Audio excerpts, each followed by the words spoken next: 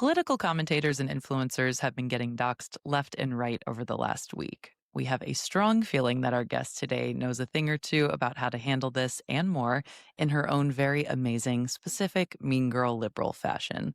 I'm Maggie Gehlsen Burnett. And I'm Mallory Hagan. This is Pretty Furious.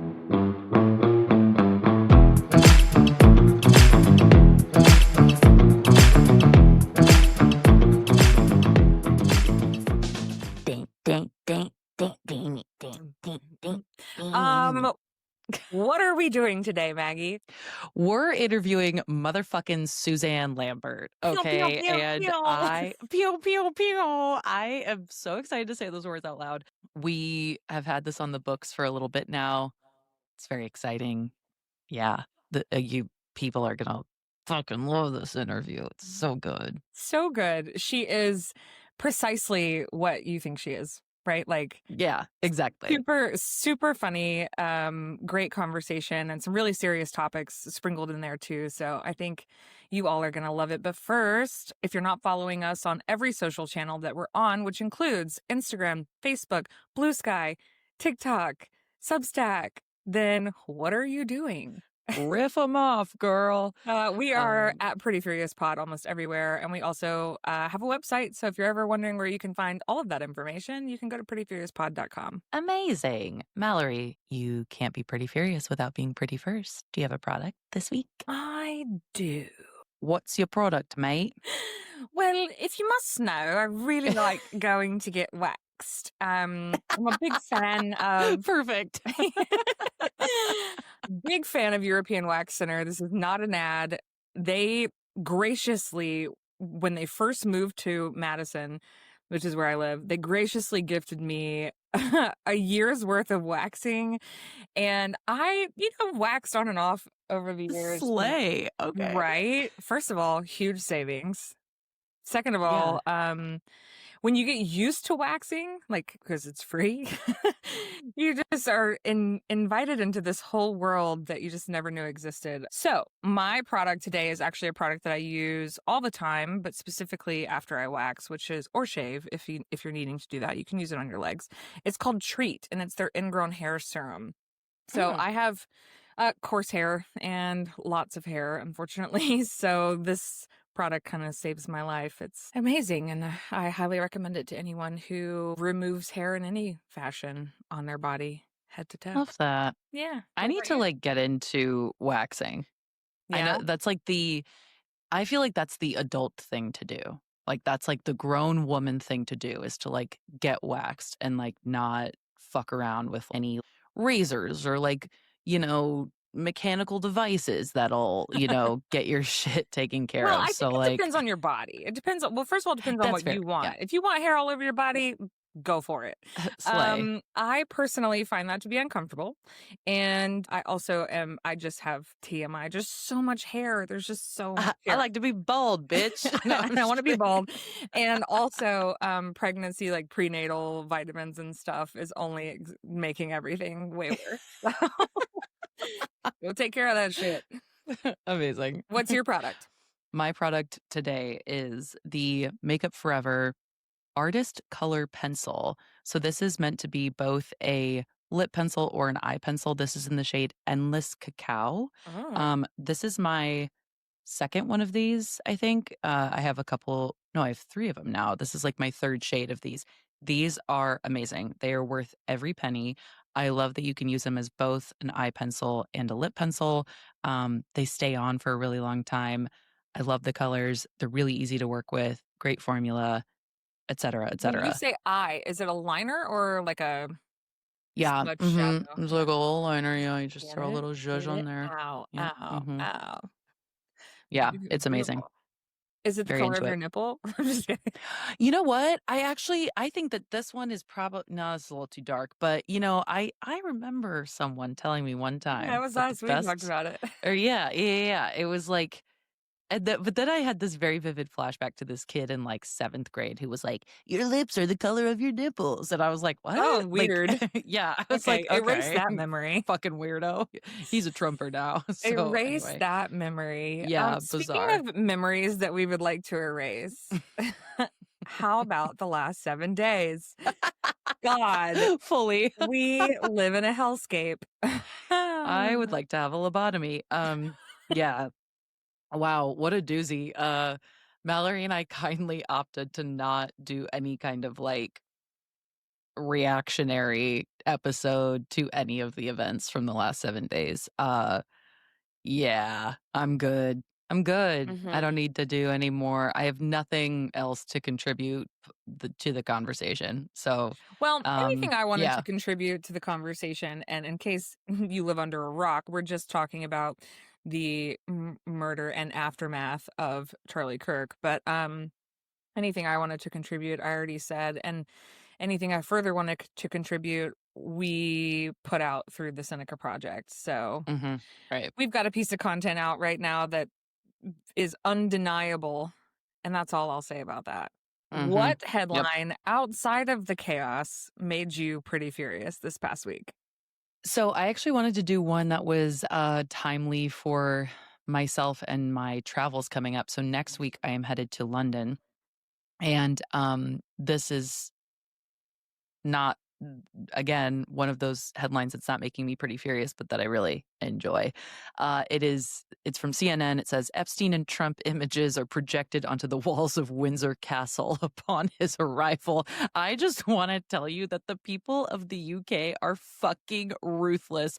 They so not only did they project this onto the walls of the castle, but they had this huge tapestry that they laid over the lawn. And I was like, holy shit. I think I saw it was like the largest photo ever. It's enormous. Yeah, it's enormous. So I just want to say kudos to the people of London for that. You're gonna be walking the around UK, drunk, like fist bumping people, being like, fully, yeah, fully. I don't know that anybody wants to fist bump an American right now, but all that to say, I just thought that was amazing, and release the Epstein files. yeah.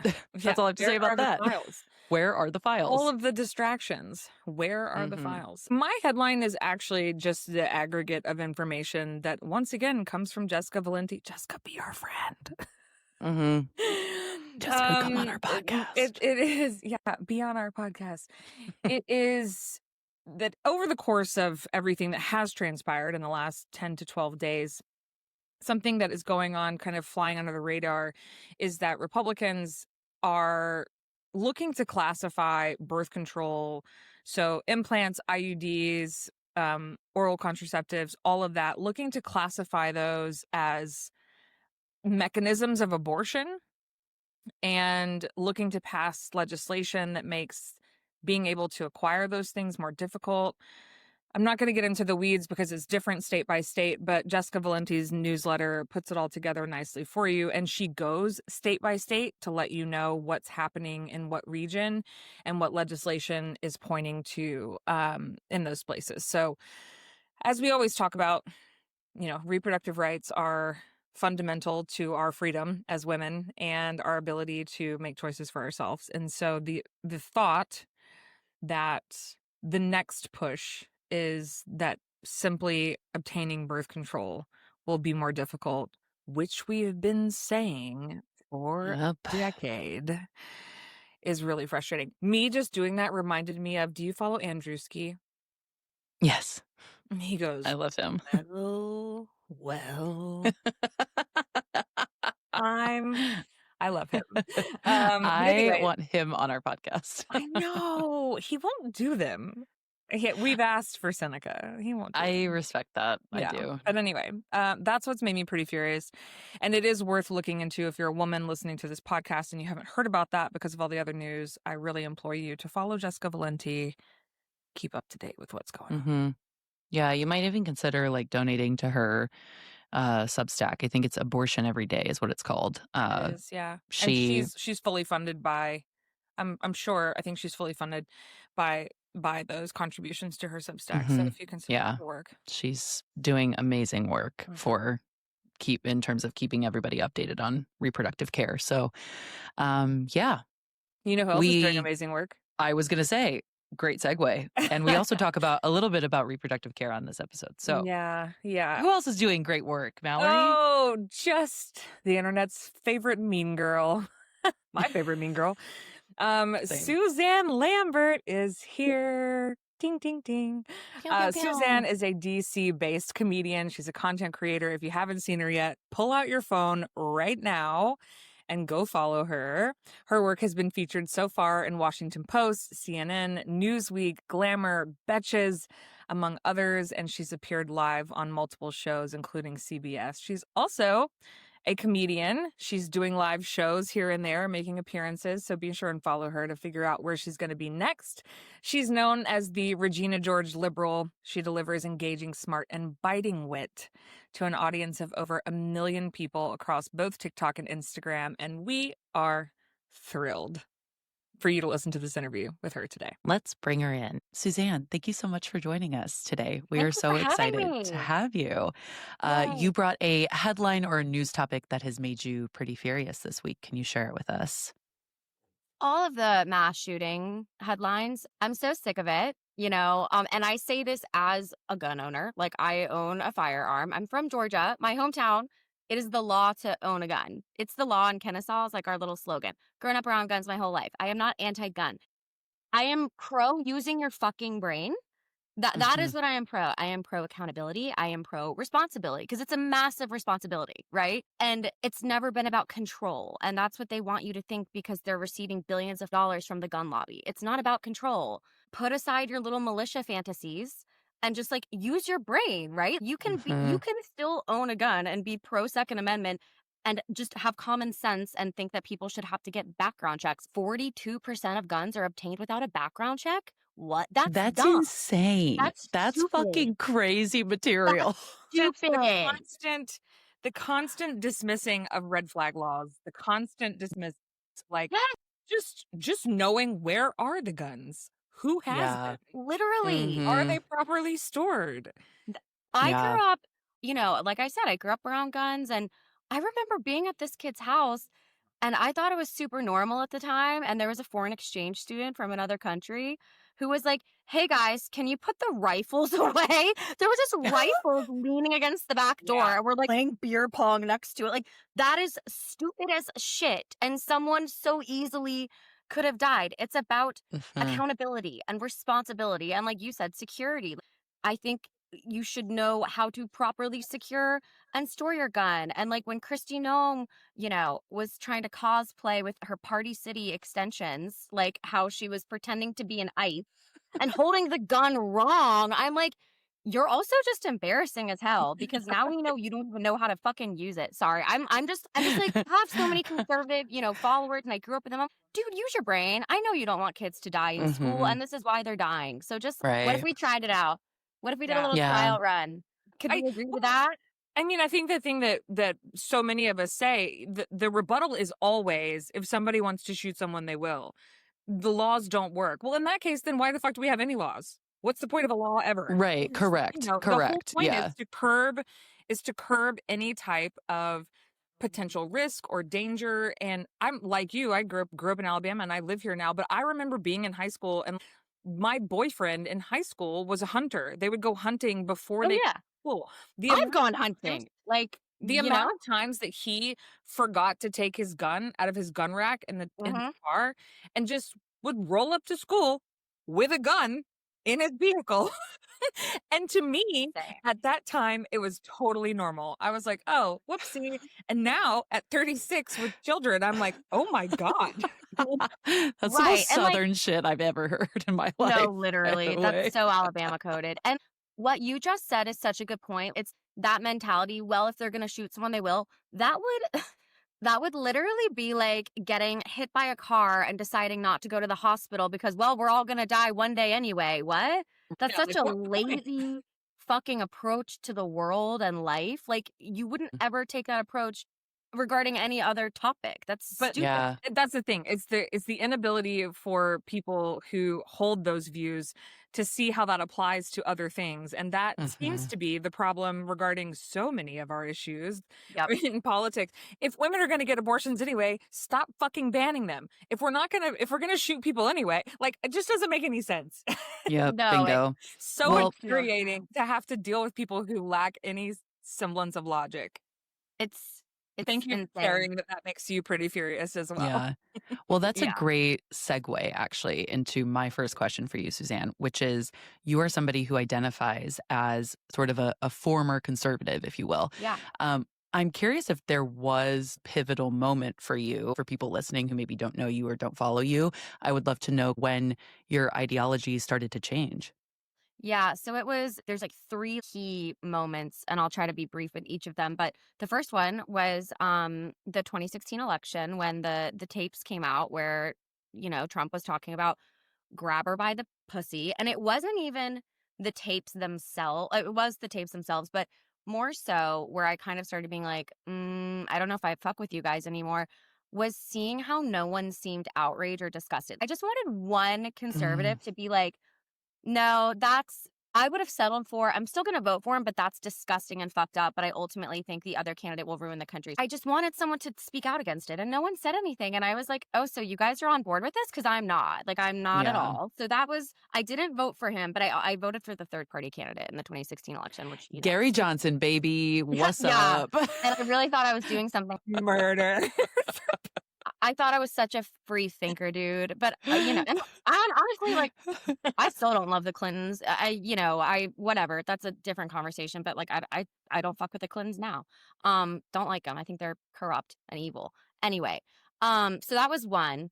And then I got pregnant on accident, and was like, oh, I don't want to be pregnant. So I got an abortion, that was an insane kind of moment because I was so pro-life. Like, I wasn't like condoning bombing abortion clinics, but I really was very anti-choice. I should say I was anti-choice. And I have never been more confident in a decision, and I didn't even have to think about it. It was so I knew right away, and that was kind of insane because then I was okay, if I'm wrong about that, what else am I wrong about? And then things kind of started unraveling, and the final nail in the coffin was really when I started doing comedy and I would hear people's stories, right? Because typically when we hear about politics, it's not always in a storytelling setting, it's from the news. And when you hear, three comics in a row talk about their experiences with racism, and all of their experiences sound kind of similar to one another, I was like, so are all of them lying and they synced up stories and lies, or is the media misrepresenting, their lived experiences that they clearly know better, right? And I think comedy was so important for me too, because I felt like I could learn and laugh because we are not the most welcoming bunch over here on the left. And we can really suck the fun out of things. We have a tendency to do that, and it drives me insane. But it was a place where I could learn and laugh, and I didn't have to respond. I was just listening, and I couldn't respond, right? It's frowned upon generally. So those were like my three big moments. Yeah, totally. You talking about us not being the most welcoming bunch. It's kind of weird, right? Because generally speaking, Democrats or the left or liberals, progressive, whatever you want to call it, we kind of see ourselves as this like big tent, right? We've got the LGBTQ community. Typically we have most minorities, and there's all these people represented. And yet the litmus test to be accepted is so high, right? Somebody says the one wrong thing and we're just like, not yeah, you. we exile them immediately. Yeah. Yep. While conservatives are like, grab them by the pussy. And they're like, yeah. Fully. Yeah. Literally, if right now I hopped on the internet and was like, I want to be conservative now, they would welcome me with open arms. And Mallory, what you said that I want to emphasize too, what pisses me off about that is I'm ranting and raving today. Good podcast to do it on. Love it. We love it. It's never the oppressed people who are acting that way, who are acting holier than thou. It's not people of color. It's not queer people. It's not trans people. Like, it's literally always annoying ass white chicks. That's always fully. That is always who it fucking is. And I'm like, you have a trust fund. You don't live in the real world. And there's nothing wrong with you having a trust fund, dude. I'm jealous. I also wish I had one. But like, the way I got the most insane comment the other day where this girl was mad at me for not making a video about some political event. I saw this on Threads that you posted her comment. I was like, She what was the like, fuck is happening here? talking like we're the white girl Avengers. She was like, we are called to protect minorities. We shouldn't even allow them to ask. I'm like, red flag, red flag, red flag. Are you their savior? Yeah, like your White savior complex. Yeah. You know who understands better than everyone the feeling that I just can't make videos reacting to everything? My friends who are creators of color. None of them are, they know where I stand and I boost Mm-hmm. their shit. You think you are a white savior and you're Yeah. annoying and you're making things worse for the people you pretend to protect. And that shit really pisses me off. Mm-hmm. Yeah. I love the way in which you, I mean, what initially drew me to your content was the way in which you respond to people like that, or even obviously on the other end of the spectrum, just like dumb as fuck conservatives. So you kind of blew up seemingly overnight. As I think when I started following you, I think you literally had, I mean, maybe 1,000 followers on TikTok. Aw! I do want to just say Oh, on the record geez. that Mallory and I were ground floor followers. Wait, Like we Yeah. were really there. I Yeah. love I was like, that. oh, damn, this video blew up. I And then know. I And was I like, was like, hell yeah, girl, let's go. Like, so Y'all are anyway, so real. That's just on the awesome. record. I But didn't even know that. That's so so nice. you like blew up overnight and you became dubbed the Regina George of the liberals, was kind of like your, the term everybody gave you. So was it difficult handling this amount of attention in such a short period of time? And like, what were the positives and negatives that were associated with that? So I would say at first, no. I had always had in my mind that this was going to happen. It caught up with me eventually. Honestly, lately it has caught up with Mm, me.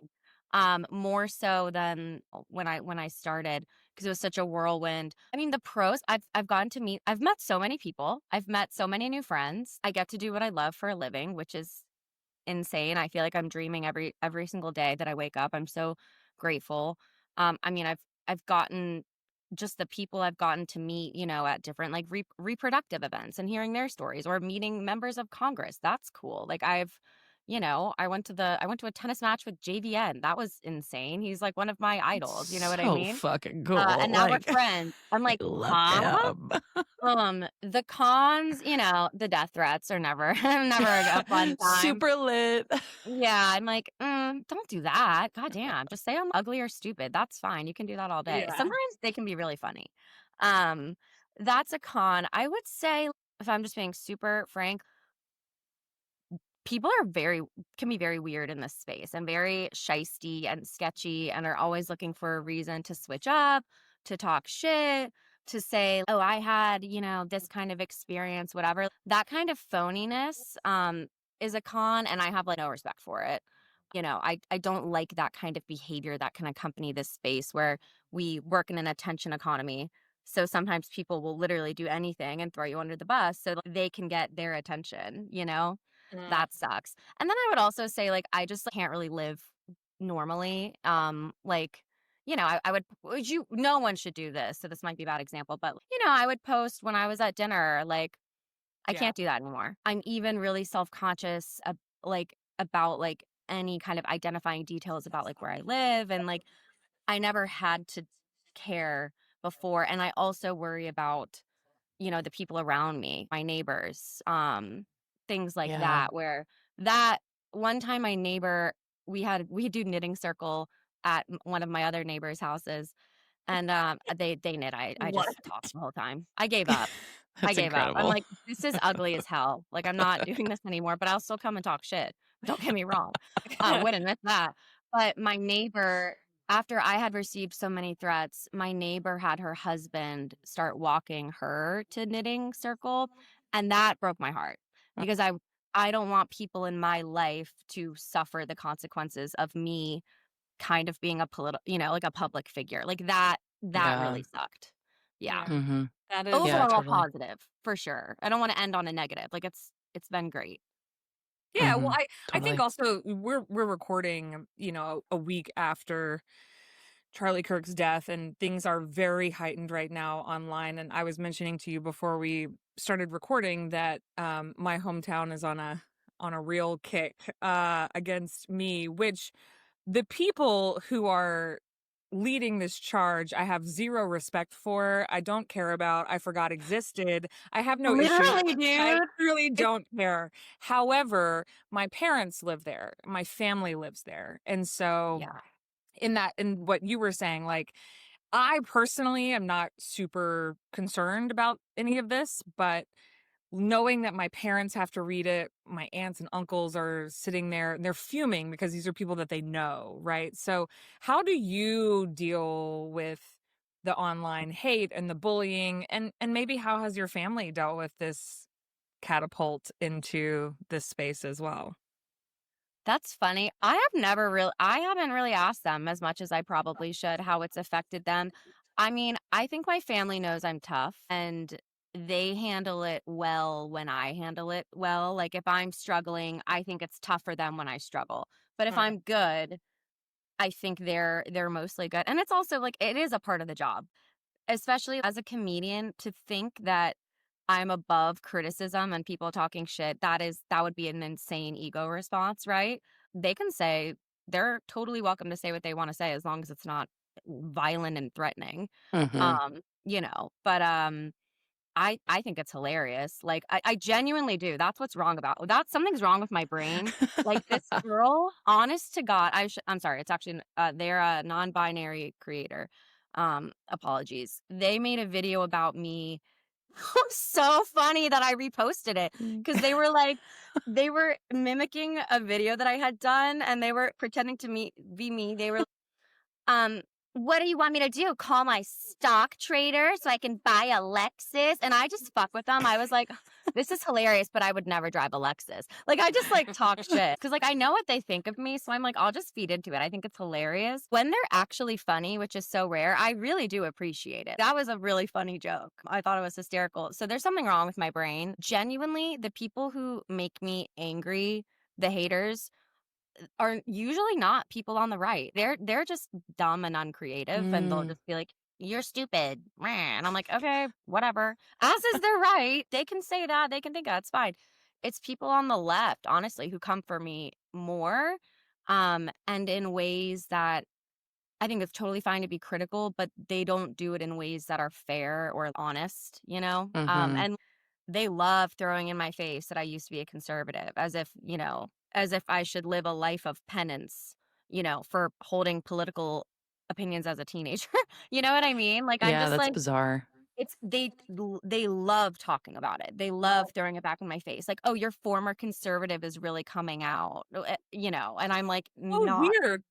Because we spend so much time talking about how to appeal to moderates and people who are like slightly right. How do we bring them over? So to pull somebody over, so to speak, and then just berate them. It's bullshit. Yeah, And totally. And I think it's important to call it out because we need people on the right to see that we are not all like that, you know? Mhm. And sometimes people on the right will follow me because I will be talking shit about people on the left. And they like that I am talking shit about people on the left. They don't even necessarily know that I am also on the left, but they stick around because they think I'm funny. And like we talked about, that's where it starts sometimes. Yeah, totally. I mean, it makes me think a lot about like just the conversation of purity politics and like how Democrats have severely failed in terms of getting anybody to come over to our side because we don't invest in media, we don't invest in influencers. Our media strategy is deeply flawed. As somebody who's really immersed in this work and you are constantly meeting with lawmakers and other political content creators, what do you foresee as the future of the Democratic Party in this space? Like how do we do that where we don't come off as like just a bunch of, higher educated like pieces of shit who think that like anybody who doesn't hold a college degree is like a fucking loser and really stupid, and if you're a former conservative, we hate you. Like Yeah, or if you're from how do the we avoid South, that? you're stupid. Yeah. They love to talk about Southerners as if we're idiots. And firstly, you're just wrong. And secondly, who do you think that's helping? I don't make sweeping statements like conservatives are stupid. You won't really see me doing that unless they're my haters. They're not all stupid. That would be insane to say that all conservatives are stupid. What? That's not going to help broker a conversation. Um, but I think what the future of it should be is we need all types. We need to do more of a Trojan horse effect where we are talking about things and mixing politics in. The right does that very well. And in order to do that, we have to create, we being people on the internet who consume media, have to create space for people to do that. Because, and I just made a video about this, but if I don't have a reaction to every single current event, which I simply don't, that's not what I do. Being a reaction machine is not good for me mentally, and it's not fun or creative, and I don't enjoy it. If I don't have a reaction video to something, people get like genuinely mad at me. Or if I'll post, a video doing my makeup, they'll be like, why aren't you talking about XYZ? I'm like, dude, I'm a whole ass person who has a whole ass life, and I don't Right. only think about politics, and that would be insane if I did. And if you are only thinking about politics, take a breath, go for a walk. That's not healthy, and it's easy for me to say that as someone who is incredibly privileged, and I recognize that. But no one should only be consuming political media. That's not healthy. So Yeah. I think we have to create space for people to stay in their lanes and do the shit that they are good at and the things that they enjoy. And if they're not doing the things you want, guess what? You can go fucking do it. That's what I did. People weren't talking about things the way I wanted to, so I did it. I'm like, I'm never going to check every box for you. So I empower Yeah. you to go out on your own and do it, like genuinely. I grew up in a very liberal household. My parents are old liberal hippies, and my mom canvassed for Elizabeth Warren and Hillary Clinton. And my mom is just very immersed in local politics. And one thing that I really struggle with is having this sort of tolerance for people on the right. Even though I went to a Southern school, even though I have friends who still live in the South who hold deeply conservative beliefs that are very opposing to mine, I have a real tolerance problem. And I think that that is a very common sort of thread amongst people on the left, is that they just don't even fucking tolerate people on the right. They don't even want to have a conversation because they think that it's not worth their time. So what I find so fascinating about like your journey is that this kind of began for you as you were sort of being mean to conservatives, but then that started this conversation between conservatives and liberals through your content. And then now you're able to sort of spin that wheel in terms of you have these conversations with conservatives, you'll make fun of liberals if it makes sense. Like, so I am just so fascinated by like how that has kind of worked out for you. And like, I really think that there's something to be learned there from those types of conversations with people. Yeah, and if a conservative wants to ask a question in good faith, I'll respond. We can have a conversation. So I will say, in my own personal life, I'm not always the best about it. I still have, conservative family members, as you might imagine, and sometimes I'm just like, I cannot fucking talk about this with you right now. You know what I mean? Right. And there's certain, but I also have to remember, and I think a lot of white chicks do this as well. And this is something I had to check myself for. Like in 2020, after the murder of George Floyd, I can point to moments where I'm like, I misappropriated other people's rage that was not mine, right? Like I got like too jacked up on some of the things. And I think it would have been more helpful for me in those moments to have been able to stay level-headed and rational and had conversations with people who needed to hear it, so that the people actually being oppressed, like Black people and people of color, don't fucking have to, Yeah. So I look at that and I'm like, that wasn't mine. That was performative in a way. And I try not to do that. And part of that is being able to be level-headed and have conversations. But then sometimes I'm just like, okay, you're an idiot. I don't even feel like, I don't like debate necessarily, but like I'll respond. You know what I mean? But I'm not just gonna go back and forth forever. Yeah, Yeah, I totally. think, Maggie, to your point, and I don't know if you feel this way, Suzanne, but for me, my intolerance has grown. I mean, we are a full decade in. Correct. So, in And that's 2015, fair. 2016, and 2018, when I ran for Congress, I was very like, people just don't know. We need to have conversations. We need to have coffee.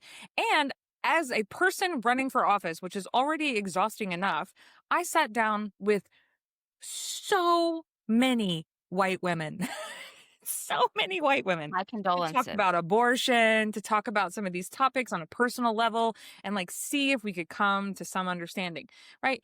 A decade later, I'm like, I don't know what the fuck else to tell you. I hear you. The information is Right. there. And that this past week with, people saying there's more context to his words and he wasn't a racist. Bro. Show me where he's a racist. And I'm to the point now where I'm like, if you are so good at doing your own research, if you've decided not to vaccinate your children because you are a superstar, tell me why you can't find the racism in this comment. Like, I don't understand. That's Darwinism, baby. So Yeah. I think That's I what that hear is. you, but then I'm also like, I how hear are that. we 10 years into this? Yeah, And I totally. think how we appeal to that is really important. I don't say conservatives are stupid. My actual talk track on a lot of it is, I know you're not stupid. I went to school with you. I know you're good at your job. I know whatever. And because you're not stupid, that is why I implore you to actually fucking think about this. I know you guys do not actually believe that Trump is not in the Epstein file. I know you fucking know he is. Do not pretend like I don't know. You know what I mean? Because I Mhm. don't think you're stupid. I don't think anyone is that stupid, actually. Yeah. So I try to appeal in a different way. Mhm. Yeah. But I totally hear you. And it depends on the day, right? Some So days you we get over it. talked a lot Right. about how there's a difference between, to me, there's a difference in somebody who holds conservative values and somebody who's wearing a MAGA hat. Absolutely. 100%. Yeah. Yeah. Mhm. Like the rhinestone tees. Like that's when I was like, okay, I liked the Romneys. I liked their little Christmas card when they're all wearing plaid. Who For are these sure. like trash, like freaks with rhinestones and like permanently cigarette stained fingertips? And Like, now ew. we have Yeah. a solid gold Oval Office and a country club for the White House. It's Dude, disgusting. the Yeah. Rose Garden. I'm like, what? Oh. So like, yeah, I totally agree. There's a difference between like MAGA and traditional conservatives. For example, I totally understand someone who is anti-choice. They want fewer abortions in the world. I also would want fewer abortions in the world for no other reason than they're painful and expensive and hard to get and sometimes illegal, all of the things. So if we both want that end result of fewer abortions, just like I would want there to be fewer root canals or whatever, right? Like anytime you can have fewer medical procedures, generally a good thing, that aren't elective, then if we both want fewer abortions and we know these specific things like sex ed and free contraceptives and healthcare and all of those things lead to fewer abortions, then you have to be reasonable and meet me in the middle so that we can both get that end result that we both want. The problem Right. is you are obsessed with misinterpreting the Bible to cover whatever political issue you've decided you care about. And then we can't be reasonable and normal. That's what really Mhm. frustrates me about that. Yeah. Absolutely. A lot of people in the last like week or so, we've been seeing a couple of political influencers or commentators or even just people who got online and decided to finally speak out shortly after Charlie Kirk's murder. A couple of them have gotten fired from their jobs because of this. Mhm. One of which who will shortly be on our podcast Oh, in a couple nice. of weeks. And I'm curious to know your thoughts on all of this. How this sort of crossover between influencers online or creators online speaking their beliefs and like hello First Amendment and their jobs and how that intersects. Y'all have to look at your social media policy at your job before you're posting on the internet. Trust me, I knew mine frontwards and backwards in my old employer, right? Like Mm-hmm. you do have to use your brain. Yeah, totally. If it's in violation of a company policy, I understand why you would then be a risk to that company. Like that's just Mhm. it's not even It's is just it business. right or wrong. It's Yeah. just what it is. Yeah, totally. I think some people need to invest in like a diary or a burner account. A therapist, maybe. Honestly, I should probably get a burner account. I need to Yeah, shut the right. fuck up. I don't have a real job, so I can say whatever. But if you have a real job, you do have to exercise discretion, which can be difficult. I get it. But so on that end, I'm kind of like, well, yeah, maybe you shouldn't have put that. And also, I don't have a lot of skin in this game because in 2020, I was on people's ass fucking calling people's employers, but it was because they were saying racist ass shit, Right, not yeah. not talking shit about a racist. You know what I mean? Yeah, Like, right. Yeah. It's not the Yeah. same. They're like, but you did that. I'm like, do you honest to God think these are the same thing? They Like, do I though, Yeah, and that's totally. the They problem. do. Yeah, The yeah. issue with people getting fired right now is that they're getting fired for saying this man's own words. Like people which is repeating what he hilarious. Correct. said. Yeah. Like my friend, They didn't make it up. my friend who's an influencer, I think it's Jen. She made a video, all she did was read a Bible verse that obviously is talking about immigrants and people lost their shit. She didn't even say her opinion and then read the Bible verse. She literally just read the Jen Bible. Hamilton, yeah, it blew up. Yeah, I love Jen everywhere. Hamilton. And I'm like, guys, hey, that weird little feeling you have when you watch that video, that's the feeling that I got. Like that, listen to that feeling because you're experiencing a dissonance between your mind and your spirit and what you're doing. And your spirit hates that and it's trying to get rid of it. I could talk about that forever. Going back to your question, I think people should exercise discretion on what they post online. And I think that, ask yourself if it's worth losing your job over. I think people who are making it their personal life mission to go after people's jobs because of a parasocial relationship with an influencer is strange. Though, as I say that, you mean a parasocial relationship with Charlie Kirk? Yes, it's clarifying for everyone. Like if I die an untimely death, please don't. Actually, would I want people to get fired for talking shit about me? Honestly, no. Honestly, I wouldn't. I want people to be able to like afford their bills. Radical belief. But I think they're just going about it in such a loser way. And I'm like, I didn't even make a video about Charlie Kirk because like I said, I don't always have something to contribute. Other people have, said a lot. They're like, I'm going to get you fired for talking about Charlie Kirk. I was like, one, I didn't. And people are mad at me for that. And two, fired from what, babe? Yeah. Okay. I'll let myself know. And it made me laugh because that people were commenting, next thing you'll be is unemployed. And I was like, for my own business? Like, Literally. I work for me, babe. This lady, like, you seem to be in your house all day long. And I was like, and aren't you mad at it? Because I work for myself. And it's cute. It's Ralph Lauren home. Yours is giving Sheen, bitch. That's advertised. It's just so funny to me. And also this idea that liberals are always crying about something and liberal tears and you guys words, you focus too much on words. And yet here we are watching everyone unravel about people's words about a man who was awful. I'm like, can we all stop? Fully. You can also hate what I'm saying and not think that I should get fired for saying it. Like, you don't have to agree with everything I say. And conservatives, like, they get so mad. I'm like, all I do is, like, say your makeup looks like shit. And you want to kill me? Like, what? Like, it's actually nuts, It is.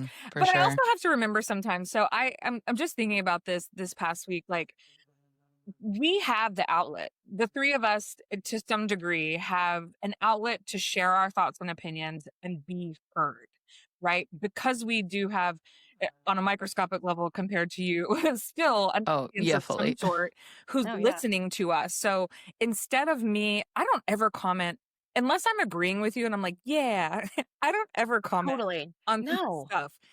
If anything, I just scroll. I'm like, oh, interesting. Or I hate that. Unfollow. That's it. I don't ever say anything. And I have to remember that sometimes these people scream into the comments and into the void because no one else is listening to them. Yeah. And I guess that's so true. I guess if that's the role that we play as people that they also have some sort of weird online relationship with, then that's fine too. Yeah. I was just saying that to Ty the other night that like so much of my time now spent on social media is actually not at all consuming social media. It's like replying to comments. It's creating the content. It's like posting it. It's getting inspiration for my next piece of content. It's like it goes into the job side of it versus like consumer side of it. I don't even know what the fuck you're posting, Pam. I don't know. Like you and Brantley seem like you're having a real great time, but I don't know what the fuck to say to you. I have nothing. I have nothing. So yeah, it's wild. Yeah. But it's really weird and it's just lame. Like I'm gonna get you fired. I'm like, you're a fucking dork. You sound shut up. Like you're a nerd. I'm gonna tell my mom like that kid grew up to now be like, I'm gonna call your boss. I'm like, Oh, so you do know how to use a search engine to find an answer to something. Look at that. Ooh, That's Maybe crazy. do that Yeah. more. Yeah. That's Do crazy. Yeah. more of that, please. Also, though, I do find myself going like, but show me the lie. You're making fun of Nancy Mace's makeup. Show me where you're wrong. I'm trying to Show help me where her. you're wrong, then okay. Nancy Mace owes you a lot of money. Yeah, I'll go to her office. Dude, I will literally help you out. I don't want you looking a mess with your sad little church pearls. God, did you see her interview where she had her dumb little updo? No, but I Oh. have seen Don Lemon going after her this week, and I appreciate Dawn, it. I love him. I Don's love not Dawn. messing around. I have never met someone with more perfect skin in my life. His Than skin is Don. crazy. I Yes. believe that. Yeah. That feels Beautiful, right. Beautiful man. You are immersed in this shit day in and day out. And you said you don't always react to posts. You don't make tons of reactionary content. But even so, you're still immersed in like the politics of it all. Yeah. Pretty constantly. How are you keeping the faith right now? Like, what are you doing in your own day to day to not lose your mind? They want more like pettiness. Pettiness. I am powered by pettiness 100%. I'm not powered by love. I'm not powered by hope and joy. I am powered by being a petty ass bitch. That is what fills me with energy. And they want literally nothing more in the world than for all of us to throw in the towel and say, you know what? You've had it. You get it your way. Like, I'm done fighting it. That is what they want. And we can't give them what they want. I'm a Scorpio. Like, I'm very crazy and I play a long game. So I have to remind myself that that's what they want. And I don't want to give them what they want ever. And that doesn't mean that I don't ever kind of take a breather. Like I'd honestly say I'm kind of taking a breather right now. I need to. Like I'm just in like a functional freeze and I have to. And I think also remembering that like you have to believe something can happen and something can change and something can improve in order for it to. The cynicism, I get it. I understand why people are feeling cynical, but that defeated kind of mentality that people have it's not helpful and it's not helping anyone, right? Yeah, And if totally. you're feeling that way, just log off. It's fine, but don't be in my comments like there's no point. You can't think that though, because then you're also demotivating other people, right? Like Yeah. what's the point in voting in this election if it's not going to change it? Like that's so unhealthy. So sometimes it means putting on my rose-colored glasses a little bit and like gaslighting the shit out of myself. But like, Yes. I think you have to sometimes. You have to believe like things are gonna get better. The good always wins or triumph, and that motherfucker is gonna die soon. Let's be so real. So Fully. Oh my God. If Yeah. they thought we were celebrating, which we weren't, but if they thought we were, Oh, bitch. the parties will look very, very, very different. Right. Yeah. And like I also, I didn't celebrate. Like I'm like in general, I don't think people getting shot in the head is good for our country. Kind Absolutely of like not. Not thing. great. Exactly. It's Not just great. not.